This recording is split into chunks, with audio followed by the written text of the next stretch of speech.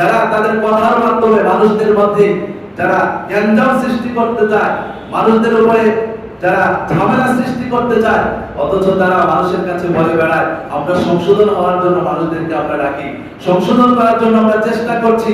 এই কথা বলে যারা দেশের মধ্যে, সমাজের মধ্যে, পরিবারের মধ্যে গ্যাঞ্জাম সৃষ্টি করতে চায়, এরাই হচ্ছে সবচেয়ে বড় টাটকা মুনাফিক। আমার প্রিয় ভাই, আজকে আমরা দেখা যাচ্ছে এই যে কোটা বিরোধী আন্দোলন নিয়ে যে পরিস্থিতি হচ্ছে, আজকে এই পরিস্থিতির যে সম্মুখীন আমরা হচ্ছি, এটার জন্য আমাদেরকে আল্লাহর কাছে আমাদেরকে জবাবদিহিতা করতে হবে কি হবে না? আজকে এই কারণে আজকে কতগুলো প্রাণ, কতগুলো মায়ের বুক খালি হয়ে যাচ্ছে, কতগুলো মানুষ আজকে এই দেশের জন্য দেশের কথা চিন্তা করে মানুষগুলো তাদের নিজেদের তাজা রক্তকে আল্লাহর জমিনে ঢেলে দিচ্ছেন।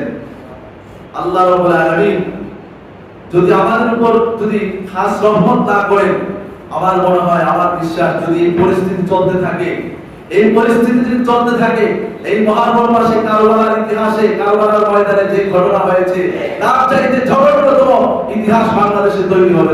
ঠিক কিনা? আমার প্রিয় ভাইরা, আমরা চাই না খুন খারাপ, আমরা চাই না মারামারি, রক্তাক্ত, এগুলো আমরা চাই না। আমরা চাই সকলে একসাথে এক হয়ে গেলে এই দেশের মধ্যে আমরা স্বাধীনভাবে বসবাস করতে আমরা চলব। ঠিক কিনা? আল্লাহ পাক যেন আমাদেরকে এরকম একটি পরিস্থিতি তৈরি করে দেন, সবাই বলি আমিন। তাহলে এই পয়েন্ট থেকে আমরা বোঝা গেল, যারা মানুষদেরকে সংশোধন করবে বলে মানুষদেরকে ধোঁকা দিয়ে থাকে, অথচ তারা তাদের কথার মাধ্যমে মানুষদের মধ্যে ঝামেলা সৃষ্টি করে, মানুষের মধ্যে যে গ্যাঞ্জাম সৃষ্টি করতে চায়, তারাই হচ্ছে মুনাফিক। তারা কি? আল্লাহ পাক আমাদেরকে এই জাতীয় শাস্ত্র থেকে হেফাজত করে, সবাই বলি আমিন।